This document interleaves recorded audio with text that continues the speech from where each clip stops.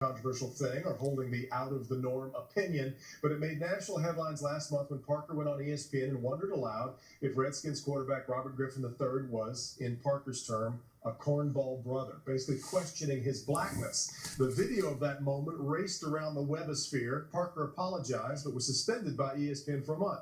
As you know, Parker has been a longtime contributor to Local 4 and our website, clickondetroit.com. Back on the air with us, in fact, again this weekend. And Rob is my first guest this morning on Flashpoint. Rob, thank you very much for coming. No problem, I know it has been a whirlwind of a month for you. Can you believe where all this went? No, I can't believe it. I mean, looking back on some of the comments, I can see where people could take it out of context and run with it, but the response and what happened over the past 30 days and everything was just shocking. Well, you're not trying to defend the context of it. I mean, you've apologized for what you said, and in a career where over the years you have said on occasionally the impolitic thing.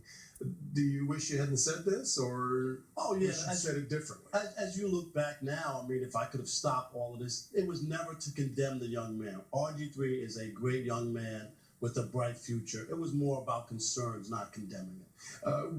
We fall into all kind of pitfalls when we try to talk about race in America, though. And I think the part that, when you sort of said, he might not be one of us. You and I have been friends for a long time. And I found myself thinking, wow, is that what's important to Rob? I hadn't quite seen that before. You and I don't quite talk that way. But what was that? Was that some truth serum as you look down deep inside you? Not at all. It was just a conversation that's had in the black community when athletes or famous entertainers or whatever push away from their people. And that's really what it's about. You saw with O.J. Simpson and some other people where they say, well, I'm not black, I'm OJ. So it's more about that, not about RG3 and what's going on. It's more about this thing that we've battled for years and why people have pushed away from their people. It's more about that. Well, in fact, then maybe this should have opened the door to more of a wider conversation about that rather than everybody running and hiding. I want to talk about the ESPN portion of this because, as I mentioned at the outset of the program, you got suspended for it, but they only did that after they'd aired the thing 3 different times. It seemed to me that ESPN was a little duplicitous here. They certainly enjoyed the attention it got. I don't know if they enjoyed it. I think they were really hurt by it. You know what I mean? The backlash that came from it. It wasn't meant in that vein at all, Devin. And I think the people and the producers and everybody on the show, we just didn't think of it that way. We weren't trying to slam the kid. We were trying to be able to tackle these issues. The one thing I'm proud about being on that show, First Take, for the last 6 years is that we are willing to tackle a lot of stuff that most shows won't even touch or even discuss.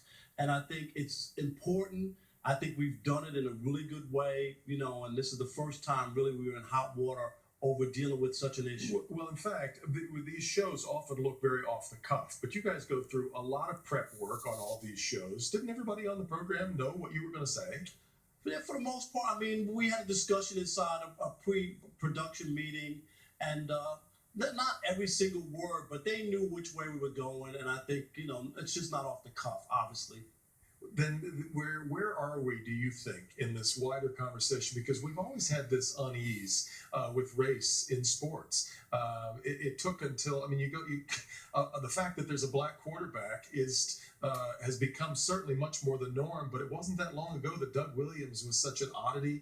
And where are we right now with race as it pertains to the way that, in fact, right now, in many cities, it's a lot of black athletes being watched by a lot of white people in the stands. I mean, there's race all over this, isn't there?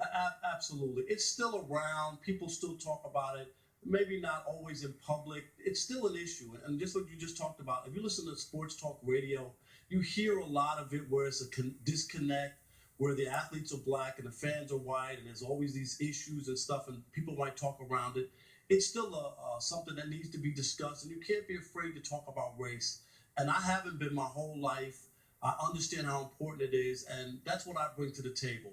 I don't want to be a guy who's going to turn his back or run away from issues. That's why I'm a columnist. That's why I'm a commentator. That's what I bring to the table and my point of view, and especially, as you know, I own a barbershop, and Those conversations are had all the time in the barbershop. But some of the blowback, of course, came from some of the black community who felt that this was sort of treasonous, that you were going after a black athlete for not being black enough, when really he's setting a terrific example in so many different ways. Of course. And the whole thing is, and I want to make this clear, I wasn't saying that he wasn't black enough. And so when people say that, it's just not true. I was saying these are the conversations that take place once a guy pushes away. So it was never aimed at him or I was calling him that. I'm saying these are the conversations that take place. The other thing that you and I have talked about in preparing for this is that you've learned a new thing about the way that the electronic world works. Just a little. Because all of this raced around the world, it seemed, or across the country before you really even had gotten back home and loosened your tie. Yeah, it was just crazy, wildfire, never thought I'd see anything like it. But you know, with Twitter and everything, everybody has a chance to issue an opinion on something that happens, and it also shows how big and popular the show First Take is. It was amazing. You've caught heat though before for sometimes playing a little fast and loose with sources, and because your Clubhouse Confidential segment that we air here on Local 4, you talk about your peeps. There's not a whole lot of authenticating of your sources or sourcing them exactly. I mean, have you learned a lesson about playing a little fast and loose here? Well, what you've heard. In that situation on Local 4, I've been doing Clubhouse Confidential for maybe, I don't know, 8 years or something. And when you with your moles, with my moles and my peeps, and if you want to pick out one or two stories that went awry, I'll do that. But I still want to bring people, information, and I never report it as absolute fact that it's going to happen. I report it as this is the conversation that's being talked about out there, and I make it very clear. If we had stories that we knew were for sure, we would leave the top of Sports Final Edition and break it as news. So we don't do it like that, Devin. We want to make sure that people go to the water cooler and they know what the buzz is in Detroit or around the country when it comes to sports. Well, I really appreciate you being here this morning. I've long enjoyed our friendship, and nice to see you back here with us again on Local 4. Always. And I guess I'll NB. See you later. In fact, I should have brought the T-shirt. You should have. We made a T-shirt that said NB. See you later. Rob, thanks. Devin, thank you. You bet. We'll bring Benny Napoleon in.